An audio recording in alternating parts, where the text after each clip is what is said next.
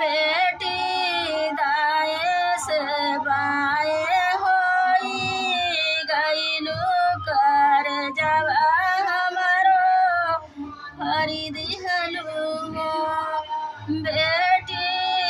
दाए से बाए होई गईलू कर जवा हमारो हरी दिहलू बेटी कुंवारी से ब्याही होई गईलू त हमसे नाता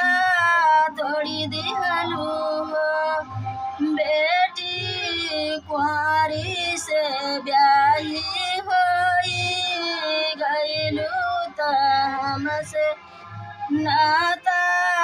तोड़ी दिहलू बेटी नैहर से नाता तोड़ी दिहलू ससुर से नाता जोड़ी लिहलू बेटी नैहर से नाता तोड़ी दिहलू ससुर से नाता जोड़ी लिहलू